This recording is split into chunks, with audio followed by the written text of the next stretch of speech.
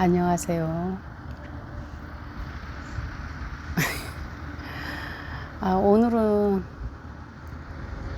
아직까지도 뭘 나누어야 될지 마음이 정해지지가 않았어요. 근데 저한테 저를 통해서 뭘 배우시려고 하지 않고 그냥 같이 수다를 떤다고 그런 이제 가벼운 마음으로 이걸 보셨으면 좋겠다. 갑자기 그런 생각이 들었어요.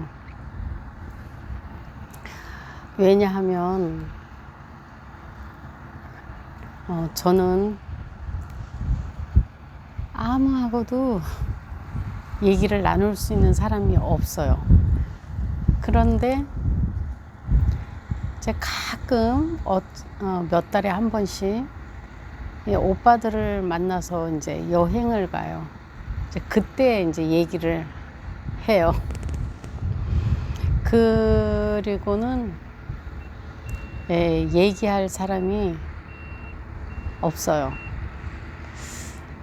남편하고도 얘기하는 게 어려워서 잘 못하고,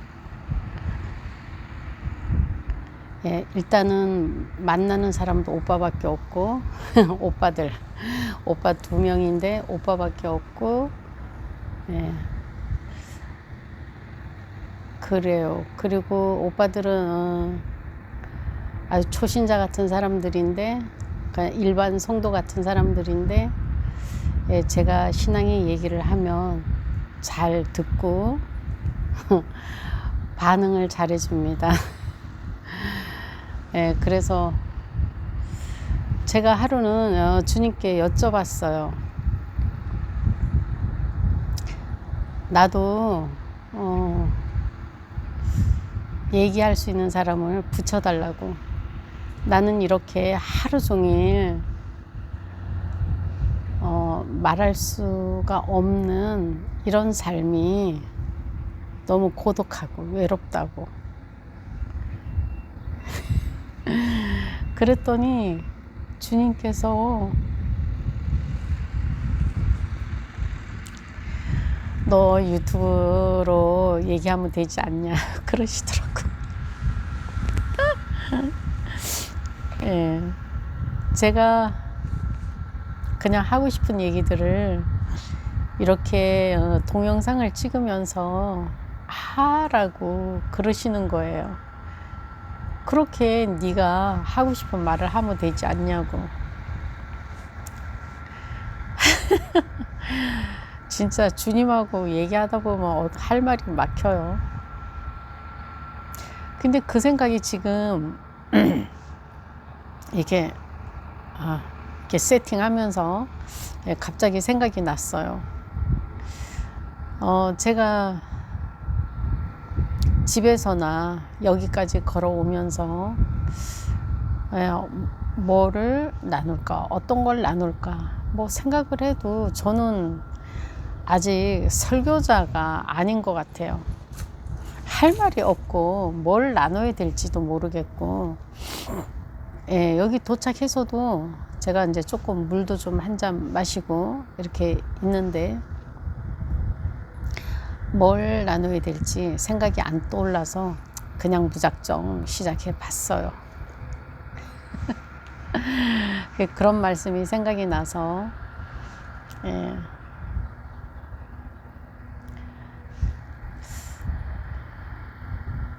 나눴고요. 제가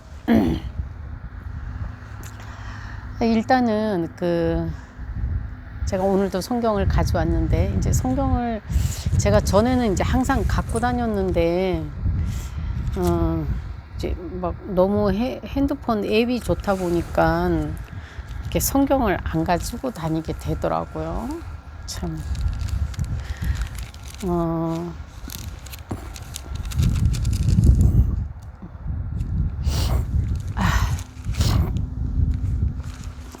참 날씨가 진짜 가을이에요.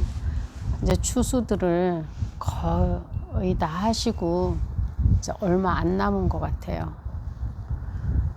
그리고 이제 여기도 굉장히 바람이 심하고 여기가 굉장히 추워요. 저기 마을하고 여기는 완전히 달라요. 굉장히 바람이 강하고 추워서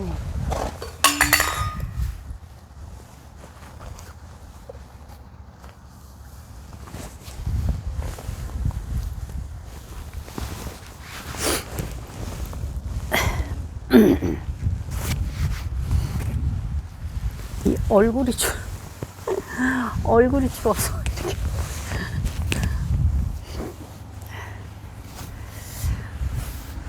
요즘은 제가 이제 그런 걸 이게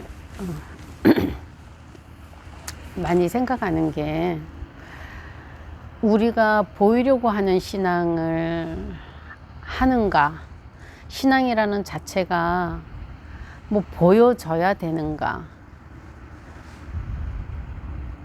어떤 것을 보여줘야 하는가, 우리가 어떤 신앙을 하고 싶어 하는가. 어제도 이제 바리새인의 의라는 걸 얘기했잖아요. 근데 우리는 보고 듣고 만져지는 것을 신뢰를 하죠. 그리고 안 보여지는 거는 아주 인간이다 보니까 믿기가 어려워요. 그런데 예수님도 말씀하셨다시피 보지 않고 믿는 게 사실 좋죠. 그리고 믿음이라는 것도 보이지가 않아요. 성령의 열매들도 다 보이지가 않아요. 그런데 우리는 빛과 소금으로 살기를 원해요. 근데 바리새인의 의는 빛과 소금의 역할을 못해요. 어떻게 보면은 정죄하고 비판하고 억압하고 힘으로 누르려고 하는 그런 의죠. 근데 하나님의 의는 보이지 않는 의예요. 하나님의 의는 참 저의 사빠 하는 말이 참 저는 굉장히 이해가 된다고 보는데, 하나님의 의는, 저는 일단은 제가 생각했던 의는, 하나님이 죄라는 것이 점도 없기 때문에 깨끗하게 우리가 이게 죄에 찌들어져 있고 죄악밖에 저지를 수 없는 이런 존재이지만, 하나님께서 우리를, 아브라함을 의롭다고 해주신 거는 우리가 일단 죄가 없어야 돼요. 죄성은 그런데도 남아 있잖아요. 그래도 그러니 이거는 몸을 가지고 있으면서는 죄성이 없을 수가 없어요. 그러니까 하나님은 그냥 네가 그럴지라도 내가 너를 의롭다고 말해줄게, 인정해줄게, 이래서 우리가 의인이 된 거죠. 그러면 그렇게 주신, 하나님이 그렇게 주신, 우리에게 주신 하나님의 의는 뭐냐 이거죠. 어떤 게 하나님의 의냐. 그 하나님의 의는 어떤 기능을 하고 어떤 역할을 하며 어떤 능력이 있고, 그 의를 우리가 행할 때 하나님께 영광이 되고 하나님의 자랑이 되고 기쁨이 된다고 하시는데, 그렇다면은 바리새인의 의는 막 거리에서 사람들 아무튼 앞에서, 누군가 앞에서, 사람이 많든 적든 한 사람이든 뭐 만 사람이든 그 앞에서 자기를 드러내는 거, 자기 자신의 우월함을, 자기 자신의 어떤 능력과 힘과 권세와 그 존재, 세상에 그 잣대로 봐서 대단한 거, 하나님의 잣대로 봐서 대단한 게 아니고, 우리는 아직까지도 신앙을 세상의 잣대로 된다는 거예요. 그래서 그렇게 보이는 것을 대단하게 여기고 환호를 하고 부러워하고 갈망하고 소원하고 그런다는 거죠. 근데 그것이 어떤 것일지라도 하나님은 그것을 바리새인의 의로 취급하신다는 거예요. 그렇다면 하나님의 의의 기능은, 하나님의 의는 어떻게 발동이 되고 발휘가 되고 나타나느냐, 그것은 하나님 속성 자체가 우리는 바리새인의 의는 인간 자체 그럴 수밖에 없어요. 모든 인간이 뭐 기독교인이든지 아니든지 떠나서 인간 자체가 다 바리새인처럼 하길 원하고 그걸 사모하고 소원하고 그걸 원해요. 그리고 그걸 또 자랑하고. 그런데 그런 자랑을 할 때 기독교라는 이름, 믿음과 신앙이라는 이름으로도 그렇게 똑같이 말만 신앙이고 말만 믿음이고 말만 예수님이고 말만 십자가지, 사실 그 내용은 바리새인과 같은 거예요. 근데 하나님의 의는 우리가 보이지는 않는데 느낄 수는 있어요.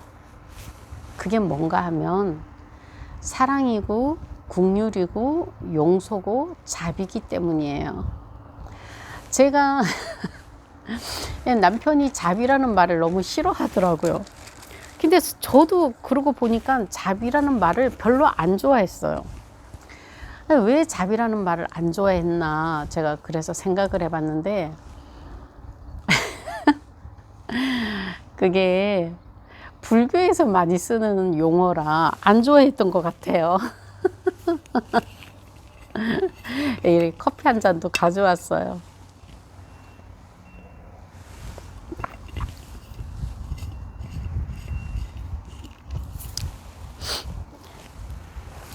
그래서 저도 자비라는 말을 참 거의 안 쓴 것 같아요. 그런데 제가 사전을 찾아봤어요. 저기 옥편도 찾아보고 그냥 네이버 사전도 찾아봤는데, 자비가 사랑하고 불쌍히 여기는 거더라고요. 한문으로는 사랑 자자에 슬플 비예요. 사랑하고 불쌍하게 여기는 거예요. 이렇게 좋은 건데, 이렇게 좋은 단어를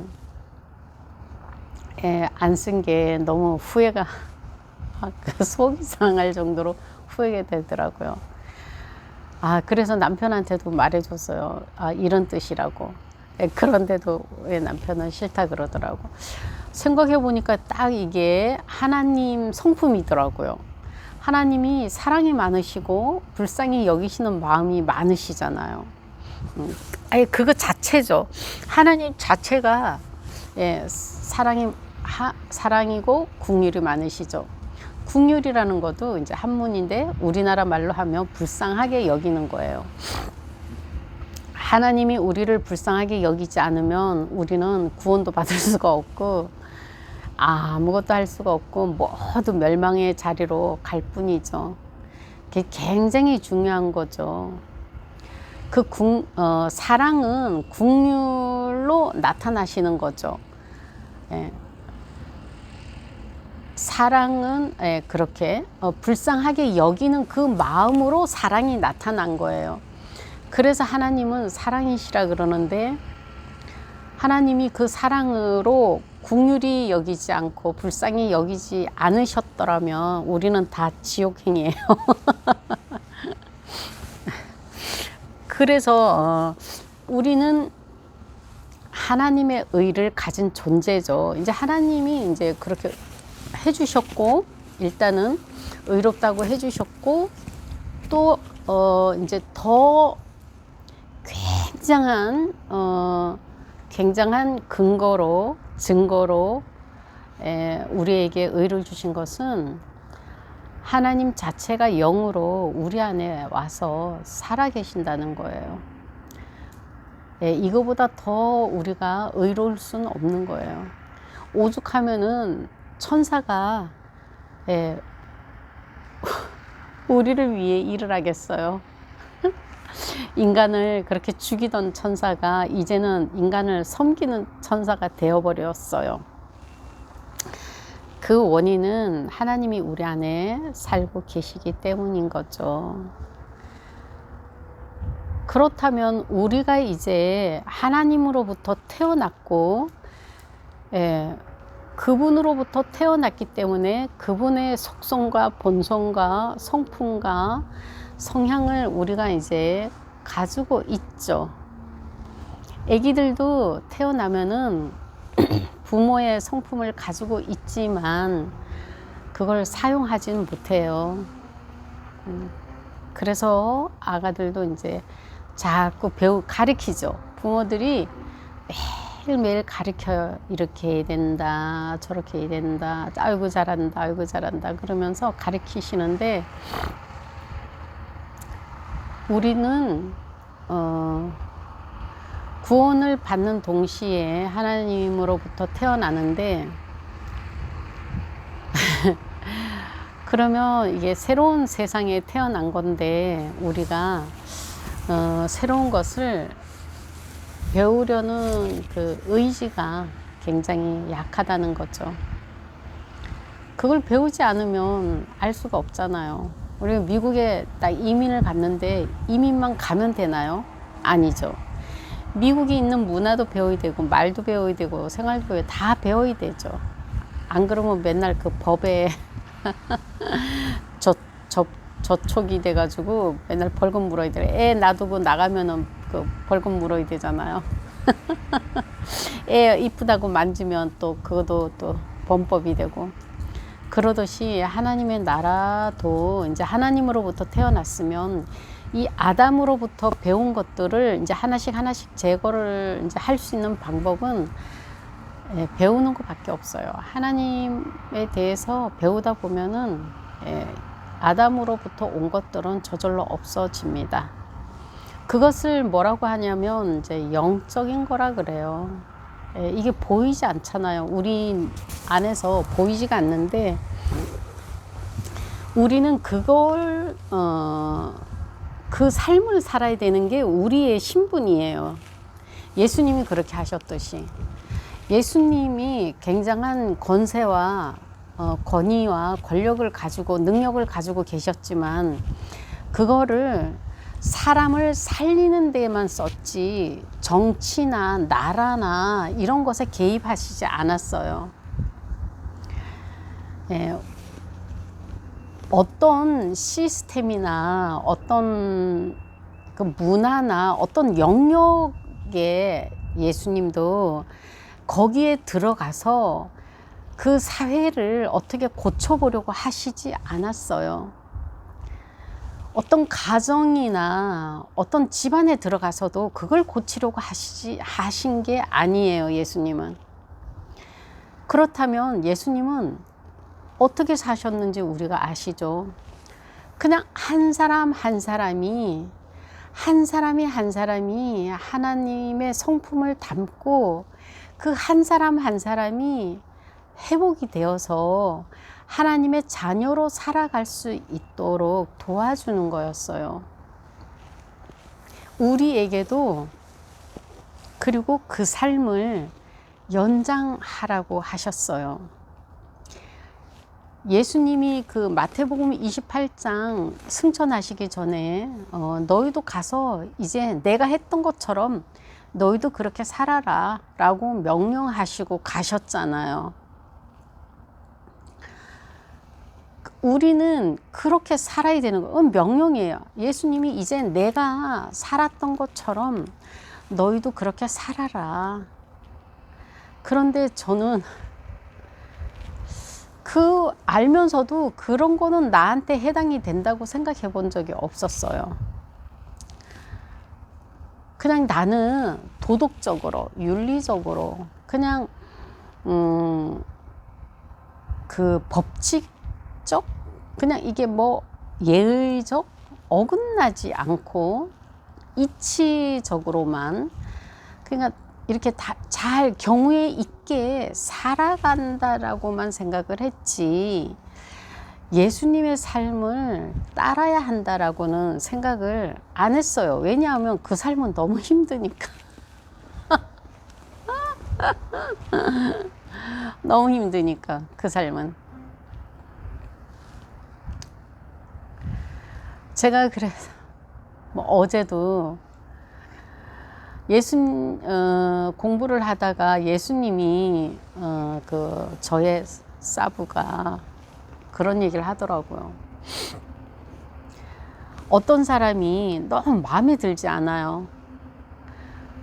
근데 아무리 오래 참아도 고쳐지지가 않아요. 그래도 내가 그 자리에 있어야 된다는 거예요. 하나님이 그 사람을 고치고 회복시킬 때까지 거기에 있는 게 내가 할 일이라는 거예요. 저는 이 얘기를 듣고 통곡을 하면서 울었어요. 한참을 울었는데, 그렇다고 거부하거나 거절할 수도 없는 거예요. 너무 맞는 말씀이라. 예수님도 그렇게 하셨고 아버지가 일단은 나한테 그렇게 하셨잖아요. 내가 그런 은혜를 받은 사람인데 나는 그거 하기 싫어요, 이렇게 말할 수가 없는 거예요. 아버지는 그렇게 하시고 예수님도 그렇게 하셨지만 나는 그렇게 할 수 없어요.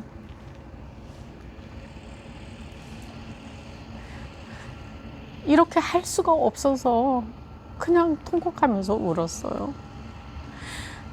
거기로 나를 부르고 거기가 내가 있어야 할 자리라고 그러시는데 정말 미쳐버리겠더라고요.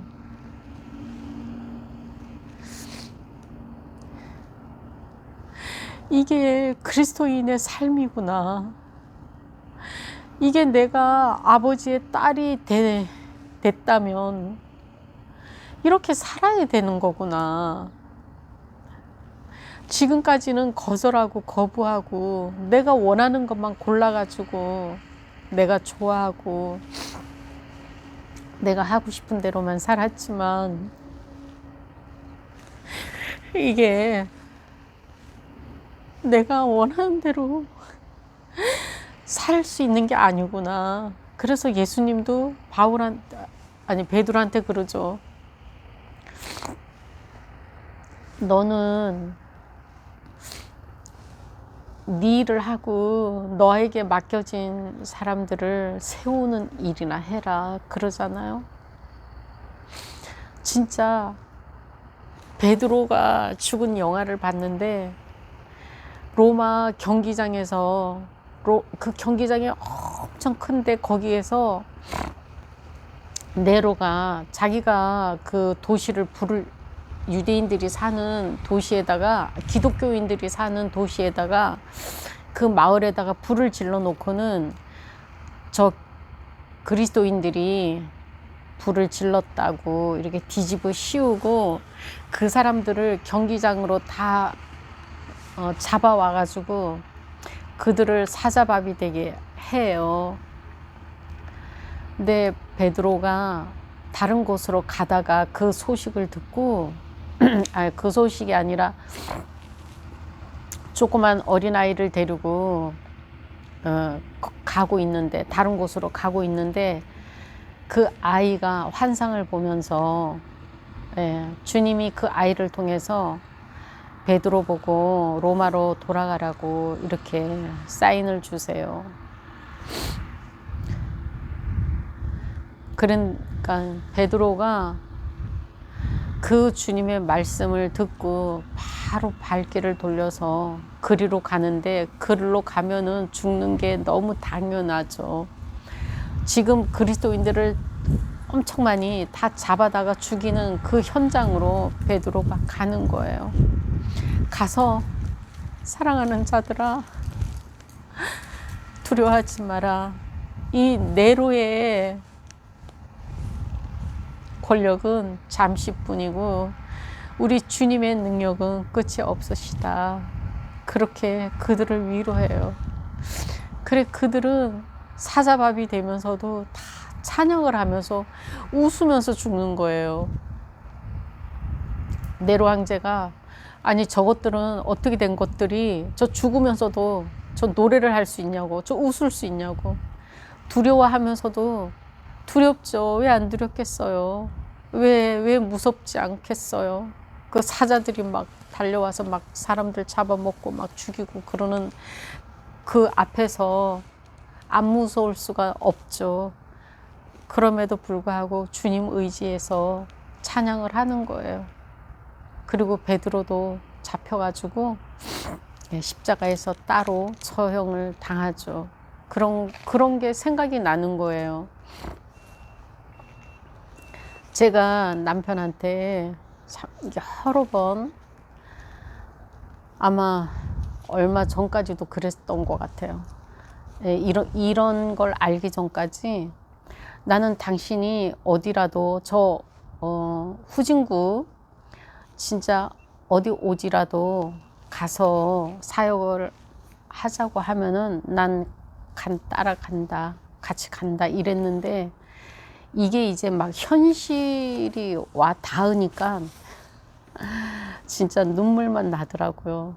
아, 이렇게 살아야 되는 거구나. 이게 진짜였구나. 이게 진짜 내가 살아가야 할 길이었구나. 내가 여기에 있어야 할 자리였구나. 그런 걸 알게 되니까 이제는 제가 남편한테 그런 말 못할 것 같아요. 얼마나 철이 없었던지에 대해서 제가 고백하는 거고요. 이게 주님을 따라가고 아버지의 딸로, 하늘에 계신 아버지의 딸로 사는 것이 이렇게 결코 쉬운 건 아니지만, 이거는 세상이 할 수 없는 일이고 아무나 할 수 없는 일이라는 거예요. 이거는 굉장한 거죠. 예수님이 힘이 없어서 이 십자가에서 죽으신 게 아니잖아요. 예수님이 뭐가 모자라서 어쩔 수가 없어서 죽으신 게 아니잖아요. 예수님 스스로가 자원하신 거예요. 우리를 살리려고, 날 살리려고, 날 구원하시려고, 나를 하나님의 딸로 이방되게 하시려고. 그렇게 안 하시면 이 모든 인류가 멸망으로 가는 걸 아시기 때문에 안 할 수가 없었던 거죠. 그런 주님의 마음, 내가 어렵고 힘들고 괴롭고 고통 가운데 있는 사람들에게 위로가 되지 못한다면, 그런 사람들에게 내가 빛과 소금이 되지 못한다면, 예수님이 십자가 못하겠습니다 하고 십자가의 길로 안 가시는 거랑 똑같은 거잖아요. 아무튼 그런저런 이제 생각으로 오늘은 이렇게 나누었습니다. 이게 하나님의 영광의 길이고 축복의 길이고 나를 구원하신 주님이 원하시는 길이고, 주님의 뒤를 이어서 이제 나는 그 성육신의 삶이라고 자꾸 그 사부가 얘기하길래 참 처음에는 어려웠어요. 근데 지금 생각하면은 우리가 가야 하는 그 길이 성육신의 길이더라고요. 우리가 그 길로 아버지를 의지해서 잘 걸어갈 수 있도록 도와주실 것을 믿고 또 우리가 그런 복된 영광의 삶을 잘 살아낼 수 있도록 항상 우리를 위해 돌보시고 우리를 도우시고 우리를 기꺼이 이끌어 주시고 인도해 주시는 우리 주님을 찬양하면서 마치겠습니다.